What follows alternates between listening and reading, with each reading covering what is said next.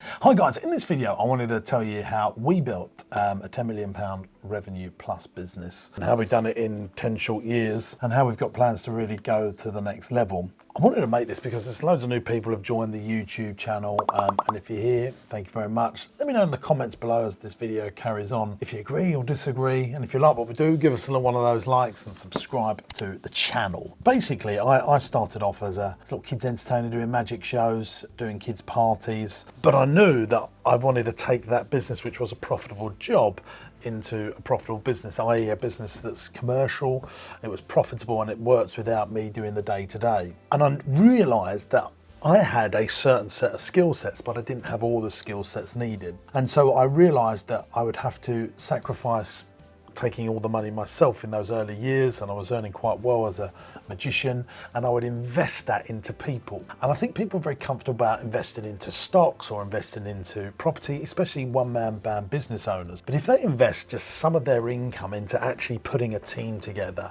that's when the real breakthrough moments happen, because the pressure of making sure that you can pay for your team makes you work harder and focuses the mind. And when you're on your own, I just really think that you just don't get the right stuff done to monumentally grow what you really want to do. So I would always start with the end in mind and think about what my business looked like when it was finished.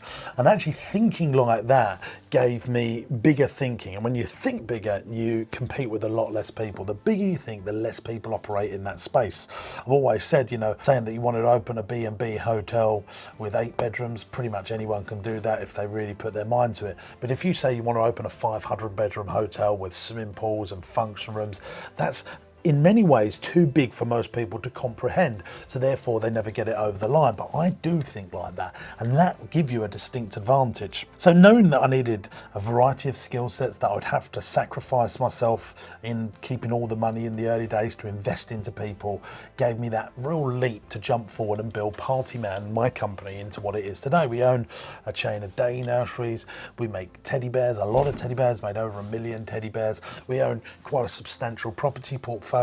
We own 10 family entertainment centres and a couple of outdoor attractions as well. And we grow every single year. We do more every single year. And that's why I became really passionate about doing business. And I wrote this book, first of all, The Millionaire Clown. Then I wrote The Experience Business, and recently getting customers. I was passionate about speaking to business owners and helping people grow their business. It became another real passion of mine. I suppose the real massive difference that transformed everything for me was when I got into the mindset of this. If I'm managing the today part of the business, how can I manage what happens tomorrow? How can I vision think for tomorrow? So the big change for me was when I realized that great businesses have a tripart, a 3-part agreement. You've got someone that looks after the money, the bean counter, someone that manages the business day to day, the amazing manager, and then at the top you have the entrepreneur, the vision person that takes the risks, that signs the personal guarantees, that's responsible to the bank, that makes sure that everything happens. And it's those 3 people, the finance person, the manager, and the entrepreneur. And when you've got those 3 working together, you can really steamroll ahead.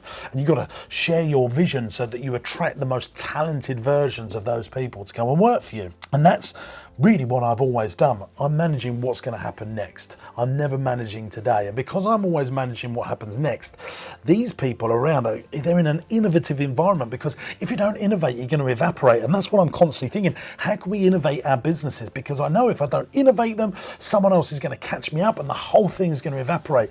And I keep that in front of mind. And I realized then that I came to this simple conclusion that you're running 4 companies when building a successful business. And I'll quickly go through them with you now. Company number 1 is the company you are today. You've got to run that company you are today. That's why you need your really good manager, your MD, your CEO, and that might not necessarily be you. And that person's making sure that everything's systemized, it's working, that they're making sure the KPIs are met, that health and safety is there, that the team are happy, so that you can focus on company number 2. And company number 2 is the company you really want to be. See, company 1 is cash flowing, it's making everything happen, but it gives you a chance to be on company to the company you really want to be. This is your company, what it looks like when it's finished. This is the vision of the company, the thing that you're going towards. This is battle planning, yeah? And this is the war plan. What does your war plan look like? And you've got your manager running all the battles so that you can focus on winning the war. And then thirdly, you've got this media and marketing company. This is company number 3, and I've spent a lot of time in here. This is what I'm doing right now. I'm promoting myself and making videos and making sure that I bring out books and go on podcasts and making sure that our companies are marketing themselves to the maximum that we can do, because that feeds in customers into companies 1 and 2. And then number 4 is the insurance company. This company is really important. If you track great companies, they all have this. Company 4 is a property or an investment company, and you take the company's profits out of companies 1 and 2 and you invest 50% of that into your property business or your investment business. And over a period of time, this builds up. And that's why I'm so passionate about buying commercial property, residential property.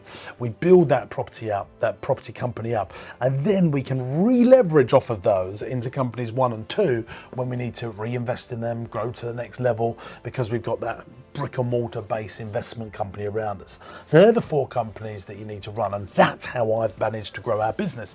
When I've needed to refinance, pull out £500,000 because we wanted to go and buy something, do something, I go into the property company, take the money out and put it back into companies 1 and 2. Then companies 1 and 2, more money goes back into the property company, and it circles around. And you see successful companies that I've had them wobble moments, and all companies will have those wobble moments when they've got lots of property and freehold and assets around them they can re-leverage off so they can innovate again. And that's really what I've been doing and how I've managed to build this business that now employs over 400 people, that does the revenues that it does, makes the profits that it makes. I think is a great place to be, that's only just starting out, and the next 10 years is going to be even more special.